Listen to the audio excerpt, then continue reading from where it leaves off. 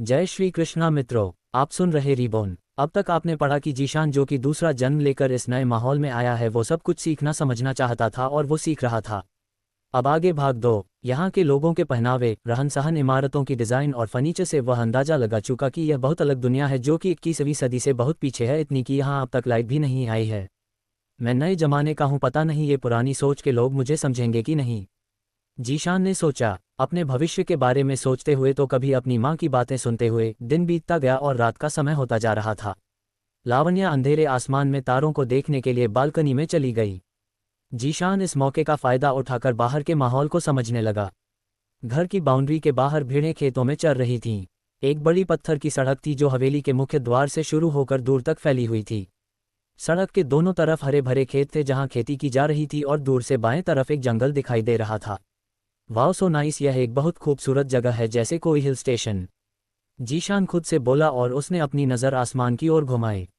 उसे लगा कि सनसेट होने के कारण अंधेरा हो रहा है और कुछ बादल सूरज को ढंक रहे थे।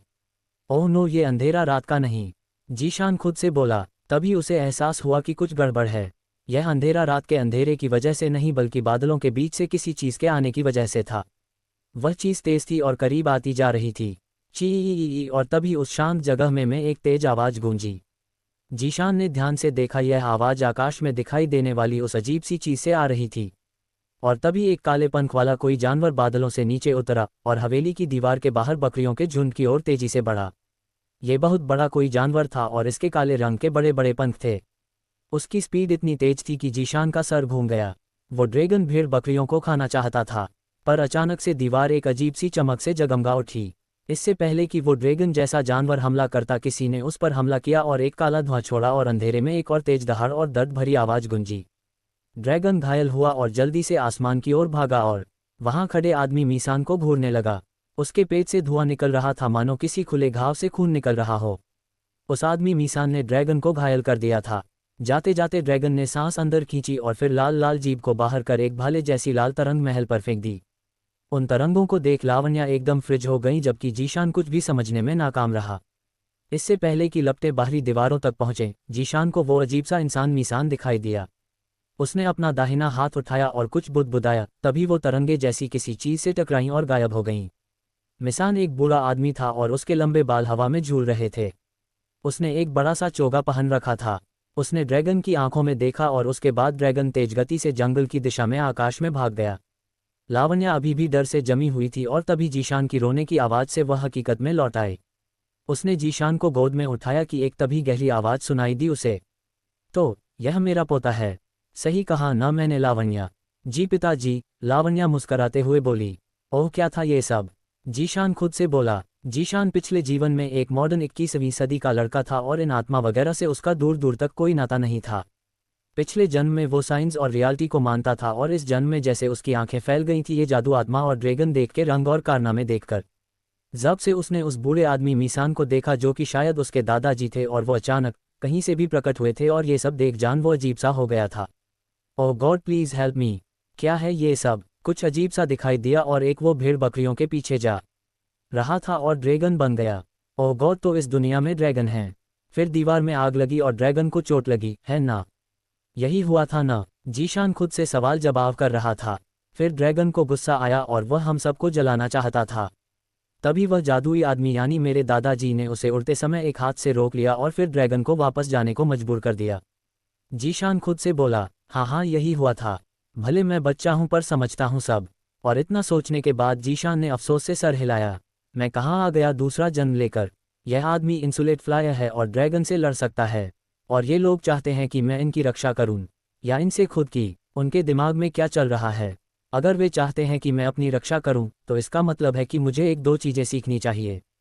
और इनकी रक्षा करूं से मतलब क्या है? बाय गॉड, ये तो भूत प्रेत जादूगर है। इनको भला मैं आम सा आदमी बच्चा क्या ही प्रोटेक्शन देगा?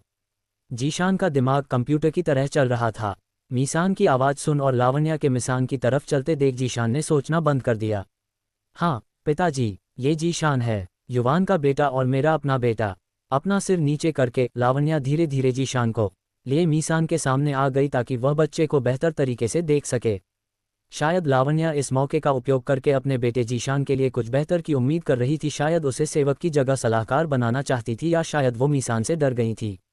इस बीच जीशान लगातार दादाजी को अपनी उत्सुक निगाहों से देखे जा रहा था। इस दुनिया में लोग उड़ सकते हैं और ड्रैगन से लड़ सकते हैं। यार दादू देखो ना प्लीज़, मैं कितना प्यारा हूँ, प्लीज़ मुझे भी उड़ना सिखाओ ना। जीशान जल्दी से बोला, पर उसके मुंह से बस कुछ किलकारियां ही निकल। ओह गॉड, मैं तो बोल ही नहीं पाता, जीशान बोला और दादाजी को इम्प्रेस करने और खुद की तरफ आकर्षित करने को अपनी छोटी छोटी बाहें उनकी तरफ फैलाई और अपने दादाजी को देख क्यूट स्माइल पास की। आप ड्रैगन से फाइट कर रहे थे दादाजी, कूल, आप तो बड़े ही मैचोमैन निकले। जीशान फिर बोला, पर मीसान और लावण्या को सिर्फ किलकारी सुनाई दी। जीशान ड्रैगन को देख डरा नहीं, उल्टा ये सब चीज़ें उसे एक्साइट कर रही थी, इस दुनिया को और जानने और समझने को। ओह ये तो बड़ा चंचल है। जीशान को खुशी खुशी अपनी ओर हाथ बढ़ाते देख मीसान अपने गंभीर चेहरे पर खुशी आने से खुद को नहीं रोक सका। फिर उसने जीशान को गोद में उठाया और हल्की मुस्कान के साथ उसे देखने लगा। ओह, लगता है वह मुझ में काफ़ी दिलचस्पी रखता है। इस बच्चे में वाकई कुछ अलग है। शायद वह वाकई परिवार का एक अच्छा सलाहकार या रक्षक बन जाएगा। मैं समय समय पर इस पर नज़र रखूंगा, मीसान बोला। ये सुनकर लावण्या बहुत खुश हुई। शुक्रिया पिताजी महाराज, उसने जल्दी से कहा। शुक्रिया पिताजी, अगर आपका हाथ इसके सर पर रहेगा तो मुझे विश्वास है ये सेफ रहेगा। लावण्या भावुक होकर बोली और हाथ जोड़ सर झुका लिया। जाओ इसे अंदर ले जाओ, बच्चे के लिए ये सब देखना ठीक नहीं, डर गया होगा ये आज की घटना से। मीसान ने जीशान को लावण्या को वापस सौंप दिया और बालकनी से गायब हो गया। उसके जाने के बाद लावण्या अपनी खुशी नहीं रोक पाए और जीशान के मुंह को प्यार से चुम लिया। जीशान खिलखिला उठा। क्या तुमने सुना? जीशान दादू क्या बोले? वह तुम पर नज़र रखेंगे। इस महाबल परिवार के मुखिया मेरे बेटे पर नज़र रखेंगे। वाह, ये बहुत अच्छी बात है। और उन्होंने कहा कि तुम एक सलाहकार बन जाओ और शायद रक्षक भी।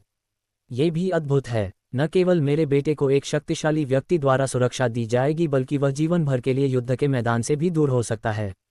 एक नाजायज़ बेटे की मां होने के नाते लावण्या जानती थी कि परिवार के अन्य वंशजों की तुलना में जीशान की संभावनाएं बहुत उज्ज्वल नहीं थीं। इसलिए जब उसने कुलपिता से कुछ आश्वासन सुना तो उसे अचानक राहत मिली। जीशान को पहली मंजिल के अपने शयन कक्ष में ले जाते समय लावण्या ने यह नहीं देखा कि उसकी गोद में मौजूद बच्चा चुप था और उसकी आंखें अधिक दृढ़ होती जा रही थीं। एक सलाहकार माय फुट, ऐसी शक्तियों वाले लोगों को सलाह देने का क्या मतलब है? किसी भी समस्या को बस ऐसे ही खत्म किया जा सकता है जैसे दादू ने उन तरंगों को किया था। अगर दुनिया में ये शक्तियां हैं तो मुझे सीखनी है। हालांकि मुझे थोड़ा जोखिम उठाना पड़ सकता है, पर एडवेंचर भी तो होगा। ऐसा लगता है कि ये महाबल परिवार के अंदर जायज़ नाजायज़ को बहुत महत्व दिया जाता है, इसलिए कुछ अलग करना होगा। मुझे खुद को साबित करना होगा, कुछ हटकर, ताकि मुख्य परिवार के वंशजों का ध्यान आकर्षित कर सकूं। पर अभी मुझे समझना होगा कि क्या हो रहा है, जीशान खुद से बोला। जीशान ने पिछले जन्म में जितनी भी किताबें पढ़ी थीं, उनसे उसे अंदाजा हो गया था कि उत्तराधिकार की लड़ाई अपने से ऊंचे दर्जे के व्यक्ति के प्रति ईर्ष्या का परिणाम खून खराबे में हो सकता है। मैं पहले ही एक बार मर चुका हूं और वह दुर्घटनावश हुआ था। मैं नहीं चाहता कि मुझे किसी राजनीतिक योजना में शामिल किया जाए और मैं फिर से मर जाऊं, जीशान खुद से बोल रहा था। लावण्या उसे पालने में सुलाने की तैयारी कर रही थी तो वहीं उसके नन्हे शरीर में मौजूद आत्मा दृढ़ संकल्प ले रही थी। ये दुनिया अलग है और यहाँ इंसान की पहचान उसके जन्म या परिवार से नहीं बल्कि उसकी खुद की शक्ति से है। एक ऐसी शक्ति जो हर इंसान के अंदर से आती है, एक ऐसी शक्ति जो बस उसके करीब होती है, बस उसकी होती है, जैसी दादाजी के पास है। माँ ने उस दिन मुझे कल्टीवेटर कहा था। मुझे इसके बारे में पता लगाना चाहिए। क्या होता है कल्टीवेटर? मुझे सब कुछ सीखना चाहिए जिससे मैं इंडिपेंडेंट हो सकूं और साथ ही मुझे खुद को साबित करना होगा। मुझे जानना होगा कि कल्टीवेटर वास्तव में क्या है और कैसे बनता है, जीशान खुद से बोला। उस दिन से उसने ज़्यादा खाना शुरू कर दिया ताकि वह मजबूत हो सके और मजबूत शरीर पा सके। वह चलने की कोशिश करने लगा, पहले पालने में और फिर ज़मीन पर। हर बार जब वह अपने पैरों पर खड़े होने की कोशिश में गिर जाता तो सभी नौकरानियां और उसकी माँ उसका और ज़्यादा ख्याल रखते, पर उसे बड़ा होना था जल्दी से जल्दी और वो कोशिश कर रहा था लगातार। और इन कोशिशों का असर था कि जन्म के केवल 8 महीने बाद ही जीशान ने सीधा खड़ा होकर अपना पहला कदम उठाना शुरू कर दिया। मैं बहुत धीमे चल पा रहा हूँ, मुझे ट्रेनिंग लेनी होगी, मुझे स्वस्थ रहने और खुद की केयर करने की ज़रूरत है और मुझे अब दौड़ना शुरू करना है, वो भी जल्दी से जल्दी, जीशान खुद से बोला। जीशान अपनी स्लो ग्रोथ से परेशान था तो वही लावण्या और उसकी सेविकाएं उसकी तेज ग्रोथ को देखकर हैरान थी। ये बच्चा 3 महीने से खड़ा होने की कोशिश कर रहा था और अब उसने ऐसा कर दिखाया है। सबसे खास बात यह है कि हर बार जब वह गिरता था तो रोता नहीं है बल्कि फिर से अलग होने की कोशिश करता है। नौकरनियां आपस में बात कर रही थी। नज़र लगाओ तुम सब मेरे बच्चे को, खबरदार जो फिर से उसे नजर लगाए। लावण्या ने बातचीत करने वाली नौकरानियों को पूरी तरह से डांट दिया क्योंकि उसे अपने 8 महीने के बच्चे को देखकर बड़ा ही गर्व होता था जो कि अपनी उम्र से तेज और शक्तिशाली था। यही कुलपिता का आशीर्वाद होगा, मुझे उस दिन से ही पता चला कि कुछ अच्छा होने वाला है। लावण्या खुद से बोली, सौभाग्य से कहे या आशीर्वाद से, पर जीशान की ये यूं की उपलब्धि कि वो 8 महीने की उम्र में चलने लगा उसके दादाजी की अलौकिक शक्ति के नाम रही। हालांकि युवान के इस हिस्से में जहां लावण्या रहती थी सब अब भी आश्चर्य में थे। धीरे धीरे बैलेंस बनाकर और कुछ दीवार का सहारा लेकर जीशान ने अपनी माँ की तरफ कदम बढ़ाए और धीरे धीरे वो अपनी मुस्कुराती हुई माँ के सामने आ गया। माँ के पास आओ बेटा, तुमने आज दिल खुश कर दिया माँ, बहुत खुश हूँ। लावण्या खुश होकर बोली और जमीन पर अपनी बाहें फैलाकर बैठ गईं और जीशान के गोद में आने का इंतजार करने लगीं। जीशान ने उसे देखा और मुस्कुराया, अपनी बाहें फैलाकर उसकी ओर बढ़ा और गले से लग चिल्लाया, माँ, और फिर वह अपनी माँ की गोद में जा गिरा। वो खुश था, आज उसने पहला शब्द बोला था। जबकि लावण्या और नौकरानियां उसे बड़ी बड़ी आंखों से घूर रही थीं। आगे क्या मोड़ लेगी जीशान की जिंदगी? क्या वो पाएगा वो सम्मान जिसकी उसकी माँ को उम्मीद नहीं? नाजायज होकर भी क्या बना पाएगा वो जायज वंशजों के बीच अपनी जगह? जानने के लिए सुनते रहिए। तो मित्रों, अगला पार्ट जल्दी ही